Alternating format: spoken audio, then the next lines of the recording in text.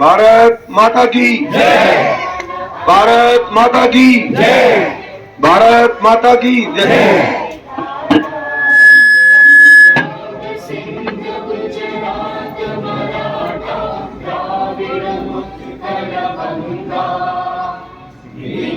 हिमाचल यमुना गंगा उच्चल जलधि तरंगा तव शुभ नामे जागे तव शुभ आशीष मांगे गाहे तव जय गाथा जन गण मंगल दायक जय हे भारत भाग्य विधाता जय हे जय हे जय हे जय जय जय जय हे।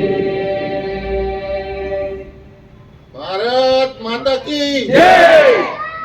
वंदे मातरम वंदे मातरम वंदे मातरम।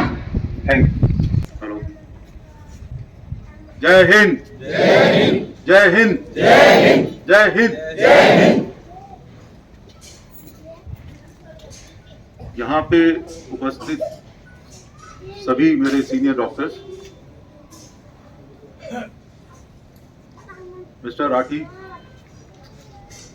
एडमिनिस्ट्रेटिव ऑफिसर, सभी मेरे nursing staff, administrative staff, operation staff, GDA, housekeeping staff और जो हमारे बुजुर्ग पेशेंट हैं सामने खड़े हुए हैं, मैं आपका सबका सम्मान करता हूं और इस शुभ अवसर पर भारत का आज जो है 74वां गणतंत्र दिवस है।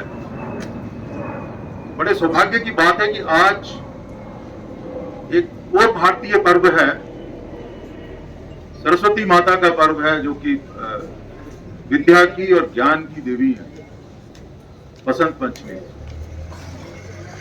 दोनों पर्व, गणतंत्र दिवस जो कि भारत का पावन पर्व है और जो बसंत पंचमी है, सरस्वती माता का जो पर्व है, जो कि सनातन धर्म का पावन पर्व है, मैं दोनों पर्वों की आप सबको शुभकामनाएं देता हूं, बधाई देता हूं और मैं ये उम्मीद करता हूं कि सब लोग, जो आने वाला साल है, ये सब लोग बड़े खुश रहेंगे और अपने जीवन के अंदर तरक्की करेंगे। जहां तक गणतंत्र दिवस का सवाल है, ये इसलिए इंपॉर्टेंट हमारे लिए बहुत ज्यादा महत्वपूर्ण हो जाता है कि आज के दिन 26 जनवरी 1950 को भारत के संविधान को, इंडियन कॉन्स्टिट्यूशन को भारत में लागू किया गया था। और ये इसमें जो सबसे इंपॉर्टेंट बात क्या थी संविधान के अंदर, कि ये जैसे कि हम लोगों को पता है कि बहुत समय पहले राजतंत्र था, उसके बाद में अंग्रेजों का शासन आ गया, मतलब हम लोग एक अंग्रेजों की कॉलोनी थे या डिपेंडेंसी थे, जिसको आप कह सकते हो। तो लोगों के अंदर बहुत आक्रोश था इस गुलामी को सहते सहते। आपकी कल्चर मिट रही थी, आपका संस्कृति मिट रही थी, आपका सम्मान मिट रहा था। और किसका सम्मान मिट रहा था? आम इंसान का। इसमें, इस संविधान के अंदर, we the people of India, हम भारत के लोग इस संविधान को अडॉप्ट करते हैं, ये बात रहेगी इसके अंदर। अगर मैं इसके प्रियम्बल की बात करूं तो प्रियम्बल के अंदर इसमें साफ लिखा हुआ है कि we the people of India having solemnly resolved to constitute India into a sovereign, socialist, secular, democratic republic and to secure to its all citizens justice, liberty, equality and fraternity among all, assuring the dignity of the individual and the unity and integrity of the nation. तो सबसे important aspect इसके अंदर क्या है, power कहां से आई? We the people of India से पावर है। हम भारत के लोग जो कई सौ साल तक किसी के अंडर में काम कर रहे थे, जी रहे थे, मर रहे थे, रेंग रहे थे, आप ये कह सकते हैं, अपने सम्मान के लिए लड़ रहे थे, उस समय पे ये जो संविधान अडॉप्ट किया गया और we the people of India, हम भारत के लोग किसके सम्मान की बात कर रहे हैं? डिग्निटी ऑफ इंडिविजुअल, एक इंसान के सम्मान की बात कर रहे हैं। ये प्रियम्बल के अंदर लिखा हुआ। नेशनल यूनिटी की बात कर रहे थे कि अभी तक जो हम लोग बिखरे हुए थे, 560 से ऊपर जो रियासतें थी, वो सब एक रियासत बन जाओ, एक झंडे के नीचे आ जाओ। जब एक झंडे के नीचे आएंगे तब जाकर के आपकी जो राष्ट्र है, भारतवर्ष है जो है, ये एकजुट रह सकता है, सबके सम्मान की रक्षा हो सकती है और सबकी डिग्निटी, हर इंडिविजुअल, हर एक इंसान का जो रिस्पेक्ट है, डिग्निटी है, सम्मान है, उसकी रक्षा हो सकती है। ये हमारे प्रियम्बल के अंदर बोला। इससे मिलती जुलती एक जो है, मैं आपको जो हमारे ये कहानी है, या कह सकते हो जिसको कहानी तो मैं क्या कहूं, बड़ा फेमस जो है गणेश जी से रिलेटेड कहानी है। अगर आप देख सकते हैं कि जो वेदों के अंदर या जो पुराणों में लिखा हुआ है, इस कहानी में क्या हुआ कि गणेश जी जो काफी मोटे थे, जिनका बचपन में उन्हीं के पिताजी ने, शंकर भगवान ने उनकी गर्दन काट दी। गर्दन काटी तो माता पार्वती ने जब रिक्वेस्ट की कि मेरे बच्चे को क्यों मार दिया आपने, छोटे से ईगो के लिए, तो एक जानवर का सिर लगा दिया गया। तो वो एक अलग बात है कि उस जमाने में जो आप सर्जरी कह सकते हो, चाहे न्यूरो सर्जरी कह लो या कोई भी सर्जरी बोल लो, वो एक एक्सीलेंट लेवल की थी, अल्टीमेट थी। बट आप ये सोच सकते हैं कि एक बच्चा है जो अपने पिताजी से पहली बार मिला और उसके पिताजी ने उसका सिर काट दिया, गर्दन अलग कर दी, अब फिर एक जो है एक एनिमल, जानवर, हाथी का सिर लगा दिया गया, तो उसके सम्मान को क्या हो रहा होगा, उसके मन में क्या चल रहा होगा। ऊपर से उसको जो है सवारी के तौर पे, जैसे आपकी आज लोग कोई सफारी, कोई गाड़ी लेके घूम रहा है, कोई हवाई जहाज में घूम रहा है, कोई शिप में घूम रहा है ना, एक चुहा दे दिया गया, तो भाई साहब आप इस पे चलिए, तो मतलब क्या कंडीशन रही। तो दो कहानी इसमें प्रचलित है। एक कहानी यह है कि जो बड़ा पुत्र थे कार्तिकेय जी और गणेश जी, इनकी जब शादी की बात चल रही थी तो इनमें कंपटीशन होता है। और दूसरा एक कहानी इसके साथ चलती है या कथा चलती है, वो ये है कि जितने भी देवता हैं, चाहे वो अग्नि के हैं, चाहे इंद्रदेव हैं, चाहे जितने भी देवता लोग हैं, कुबेर हैं, है ना, कार्तिकेय महाराज हैं, ये भी कौन बड़ा है सब में, तो एक कंपटीशन कराया जाता है और उसमें ये बताया जाता है कि जो दुनिया के, पृथ्वी के 3 चक्कर सबसे पहले लगा लेगा, वही जो है सबसे इंपॉर्टेंट पर्सन होगा, वही सबसे इंपॉर्टेंट होगा और वही पूजनीय होगा, वही प्रथम पूजनीय होगा। यानी कहने का मतलब वही पावरफुल होगा, उसी को उच्च सम्मान मिलेगा। तो यहाँ पे आप ये देख सकते हैं इस कथा के अंदर, या इस कहानी के अंदर, कि सबने, कार्तिकेय जी के पास मोर था, भी बैठा आराम से उड़ रहा है, किसी के पास कोई वाहन है, किसी के पास कुछ है, इनको तो चुहा दे दिया पार्वती जी ने कि इसी पे जाओ। तो यहां बुद्धि की परीक्षा हुई थी। क्या हुई थी? बुद्धि की परीक्षा थी। ये आप कौन सी गाड़ी में जा रहे हो, आप एयरक्राफ्ट में जा रहे हो जल्दी पहुंचोगे, ट्रेन में जा रहे हो थोड़ा धीरे पहुंचोगे, बस में जा रहे हो और धीरे चलोगे, कार में जा रहे हो और चलो, तो वो तो आपकी स्पीड किसकी है? आपके ट्रांसपोर्ट की स्पीड है। उसमें आपका क्या लेना देना? आपका लेना देना यहां पे है कि आपकी बुद्धि क्या कहती है। और उस समय पे जो बुद्धि का जो परीक्षण हुआ था, उसमें जो ऐसा कहते हैं कि गणेश जी ने ये बोला कि जो माता है वो पृथ्वी के समान है, पिता है जो आसमान के समान है, और जो इनका सम्मान करेगा वही इस रेस को जीत सकता है। और इन्होंने ऐसा ही किया। अपने माता पिता शंकर पार्वती की 3 परिक्रमाएं की और परिक्रमा करके उनसे आशीर्वाद दिया। और आशीर्वाद लेके तो इसमें कहते हैं कि जब शंकर भगवान ने ये कहा कि ये है बुद्धि की परीक्षा। कहने का मतलब है कि जिसको अब उसी के पिता ने सिर काट दिया, गणेश जी का सिर लगा दिया, किसी के इंसान के ऊपर जानवर का सिर लगा, कैसा लगेगा? लोग हंसेंगे। अरे बंदा टेढ़ा, टांग में चोट लग जाती है, टेढ़ा होता है तो उसकी मजाक उड़ाते हैं। तो यहाँ बुद्धि का परीक्षण हुआ। बुद्धि के परीक्षण से प्रथम पूज्य जो गणेश जी जो है, जब उसमें, क्योंकि उन्होंने माता को पृथ्वी के समान माना, पिता को आसमान माना, और पूरा स्वर्ग इन्हीं के चरणों के अंदर है। जब इस चीज के लिए बुद्धि की परीक्षा से जब उस रेस उसमें परिक्रमा की अपने माता पिता की, तो अव्वल आए। सबको लगा कि यार ये मेरे से आगे दौड़ रहे हैं। अगर आप सीरियल में देखोगे तो सबको ये लगा कि गणेश जी आगे चल रहे हैं, सारे देवताओं, उनको कोई आगे पीछे नहीं कर पाता। सेम सिचुएशन इस हिंदुस्तान की थी, इस भारतवर्ष की, कि यहाँ का जो आम इंसान था, आम इंसान की कोई कीमत नहीं।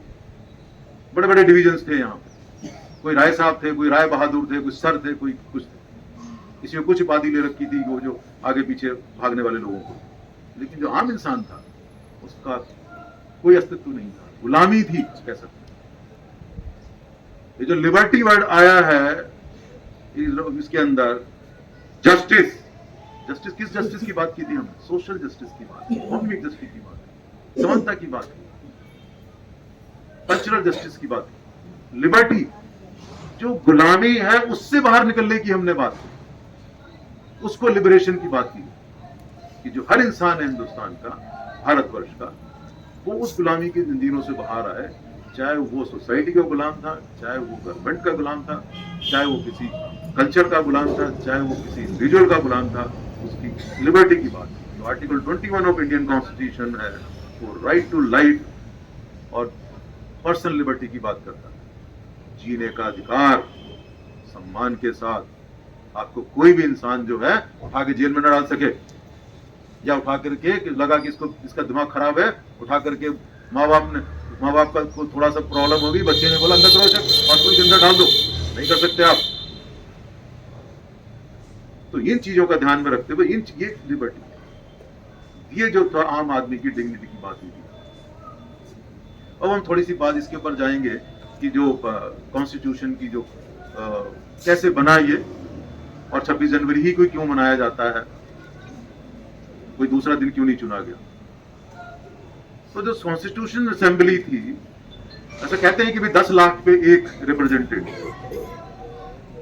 तो जो कॉन्स्टिट्यूशन असेंबली थी उस टाइम पे 1946 के अंदर, उसमें 389 मेंबर्स थे पूरे बृहद भारत के, जो पाकिस्तान का एरिया है, जो बांग्लादेश का एरिया है, जो अफगानिस्तान का जो एरिया है, बलूचिस्तान वाला, सब जगह मिला के 389 मेंबर्स उस कॉन्स्टिट्यूशन असेंबली।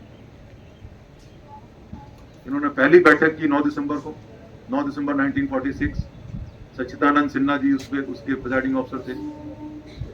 दूसरी बैठक की इन्होंने 11 दिसंबर को, डॉक्टर राजेंद्र प्रसाद उसके प्रिजाइडिंग ऑफिसर थे। तीसरी बैठक की इन्होंने 13 दिसंबर को 1946 के अंदर, जिसमें पंडित जवाहरलाल नेहरू ने जो संविधान का प्रारूप क्या होगा, संविधान में क्या क्या चीजें हम डालेंगे, क्या क्या चीज होनी चाहिए उसके अंदर, उसका एक प्रेजेंटेशन दिया। और उसके बाद में जो है ये 26 नवंबर 1949 को जब बन के तैयार हो गया हमारा संविधान, तो उस समय पे जो है इसको हमने अडॉप्ट कर लिया था, लागू नहीं किया। ठीक, बीच में 15 अगस्त आ गया, 15 अगस्त 1947 आ गया, तो उस समय पे हिंदुस्तान अलग हो गया, नया एक पाकिस्तान बन गया।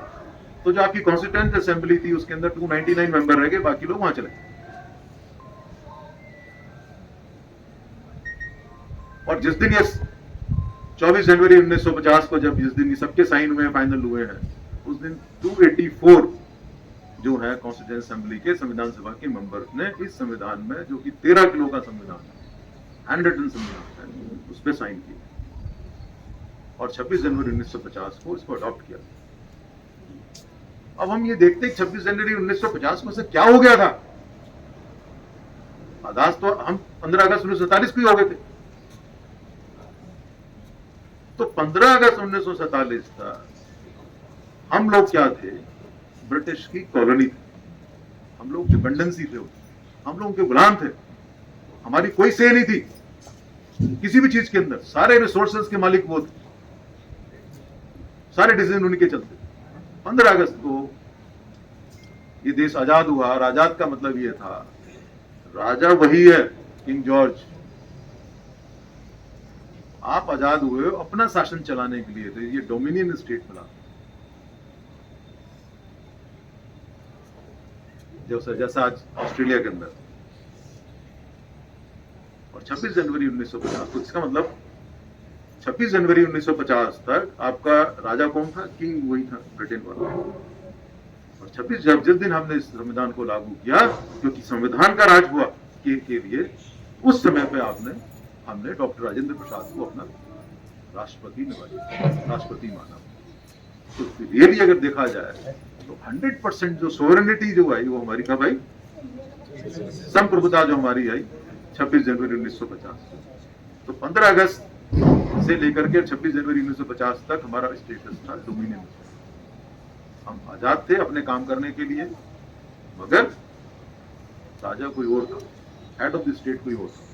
तो हेड ऑफ द स्टेट जो है हमारा, अब ये क्योंकि लोकतांत्रिक, अभी अब क्या हुआ कि इसमें 1900 लोग कहते हैं कि 1975 के अंदर एक जो है हिंदुस्तान की इंडिपेंडेंट इंडिया का ब्लैक पीरियड कहलाता है, जो इमरजेंसी लगाई थी श्रीमती इंदिरा गांधी ने। बट मैं ये समझता हूं कि उस काले पीरियड के अंदर भी कहीं ना कहीं कोई लाइट थी, और वो लाइट क्या थी कि स्वर्ण सिंह समिति का गठन किया गया।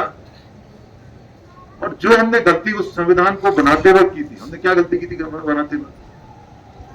कि क्योंकि हम गुलाम थे, किसी दूसरे के ऑर्डर्स पे चलते थे, तो हम सब अपने अधिकार की बात करते थे। हमने कभी अपनी ड्यूटीज की बात नहीं की, मेरा कर्तव्य क्या है। भगवान कृष्ण ने भगवत गीता में बोला धर्म, मेरा धर्म क्या है। मैं हिंदू मुस्लिम सिख ईसाई की बात नहीं कर रहा हूं। मेरा धर्म का मतलब है कि व्हाट आर माई ड्यूटीज, मेरा कर्तव्य क्या है मेरे देश के लिए, मेरे राज्य के लिए, मेरे भारतवर्ष के लिए। ये भूल गए उस टाइम पे। क्यों भूल गए? क्योंकि जब आदमी सप्रेस्ड होता है, डिप्रेस्ड होता है, तो उसको एक चीज याद आती है। किसी को बंद कर दो ना कमरे के अंदर या जेल के अंदर बंद कर दो, तो क्या मांगता है? मुझे आजादी मिल जाए। ठीक, वो सिर्फ अपनी लिबर्टी की बात करता है, न्याय की बात करता है, इक्वालिटी की बात करता है, लेकिन अपने कर्तव्यों की बात नहीं करता, जो भगवान कृष्ण ने गीता में भी बोला। तो वो जो ब्लैक पीरियड कहलाता है हिंदुस्तान के, भारतवर्ष के आजादी के समय में, या जो इंडिपेंडेंट इंडिया के अंदर, उसमें एक किरण श्रीमती इंदिरा गांधी ने अच्छी बात की कि स्वर्ण सिंह कमेटी बनाई, और जिसमें ये बताया, उसको ये बोला गया कि भाई इन लोगों को राज तो हो गए, लेकिन सारे बेलगाम हो रखे, कोई किसी कंट्रोल में नहीं है, इन्हें अपना कर्तव्य याद दिलाया जाए। तो फंडामेंटल ड्यूटीज की बात। तो 42nd अमेंडमेंट जो किया गया, उसमें दो बातें बड़ी हुई थी। एक बात थी 42nd अमेंडमेंट के अंदर फंडामेंटल ड्यूटीज डालने की, जो कि आर्टिकल 51A के अंदर डाली गई। और एक बात इन्होंने जो की, जो शायद अच्छी है खराब है, मुझे नहीं पता, कई बार मुझे खराब लगती, कई बार मुझे अच्छा लगता है, जिसमें इन्होंने 3 शब्द डाले। कहां डाले वो 3 शब्द? प्रियम्बल के अंदर। कौन कौन से 3 शब्द थे? सेक्युलर शब्द डाला गया, सोशलिस्ट शब्द डाला गया, और डेमोक्रेसी शब्द डाला। उससे पहले डेमोक्रेसी नहीं था, उससे पहले sovereign Republic, independent sovereign Republic था पहले। 3 शब्द डाले, सोशलिस्ट, सेक्युलर और डेमोक्रेसी। तो फिर डेमोक्रेसी तो आजाद तो पहले ही हो गए थे, तो ये वर्ड क्यों डाला? इसका मतलब देयर इज सम डिफरेंस लोकतंत्र और गणतंत्र के अंदर। क्या डिफरेंस था दोनों के अंदर? कि गणतंत्र के अंदर जो मैंने गणेश जी का एग्जांपल दिया कि अपनी बुद्धि से, अपनी काबिलियत से, अपने एफर्ट से जो लीडर बनेगा राजा बने, वो राजा बनेगा, वो गणतंत्र। और लोकतंत्र वाला क्या है कि राजा वंशानुगत भी हो सकता है, जो ग्रेट ब्रिटेन में चल रहा है,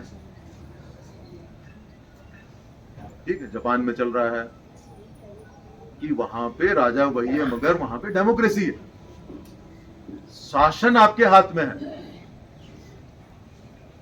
मगर कंट्रोल किसी और के हाथ में। तो ये फर्क हुआ दोनों के अंदर, लोकतंत्र के अंदर और गणतंत्र के अंदर। कि गणतंत्र में हम अपना राष्ट्रपति, जो राष्ट्रपति जो है लोग चुनते हैं, भारत एक प्रक्रिया है उसकी चुनने की, ठीक है। ये नहीं है कि कोई उठा करके कोई भाई एक परिवार का उसका बेटा राष्ट्रपति बन गया, फिर उसका बेटा राष्ट्रपति बन गया, ठीक। तो ये एक फर्क जो है आया। ये शब्द क्यों डाला गया कह नहीं सकते, क्योंकि गणतंत्र उससे बड़ा शब्द है लोकतंत्र से। दोनों में लोगों का राज है, लोगों का, लोगों के लिए, ठीक है। जो अब्राहम लिंकन बोल गए थे, जो प्रथम राष्ट्रपति थे यूएसए के, ठीक। तो इन चीजों को ध्यान में रखते हुए अब एक और थोड़ा इंपॉर्टेंट है कि जो उस समय पे जो जब ये संविधान बना है तो उसके अंदर कुछ समितियां बनाई गई थी। तो यूनियन गवर्नमेंट के लिए समिति थी जिसमें नेहरू जी जिसके प्रेसिडेंट थे, स्टेट गवर्नमेंट्स के लिए, मूल अधिकारों के लिए, माइनॉरिटी के अधिकारों के लिए पटेल जी जो है, सरदार पटेल उसके वो थे।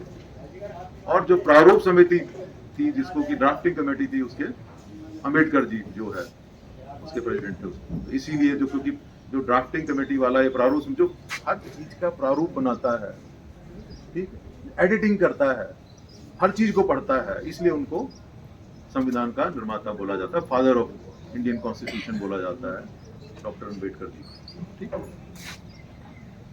अब इसमें जो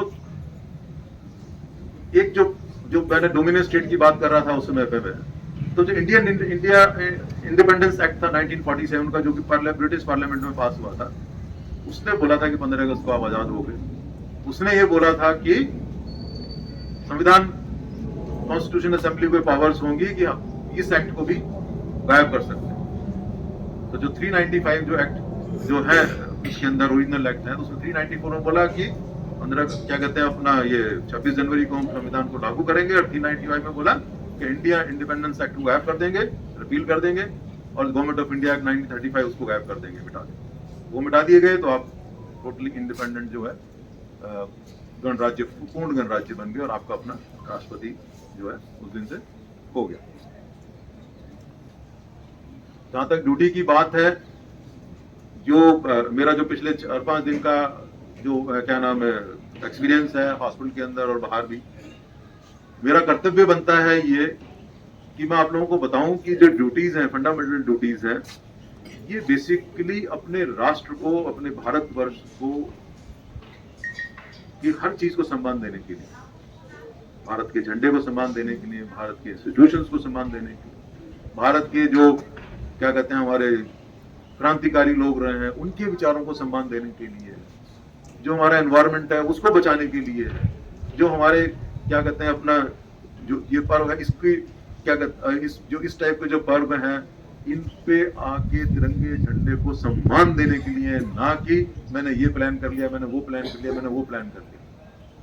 15 अगस्त और 26 जनवरी 2 दिन हिंदुस्तान के, भारतवर्ष के ऐसे दिन है जिसमें जो गवर्नमेंट कहती है कि छुट्टी की बात करती है, वो इसलिए करती है ताकि आप पूर्ण सम्मान दें। अगर आपके सोसाइटी में झंडा रोहण हो रहा है तो उसको अटेंड करें, सल्यूट करें, और जनगण मन जो है राष्ट्रीय गीत उसको गाएं, पूरा सम्मान दें।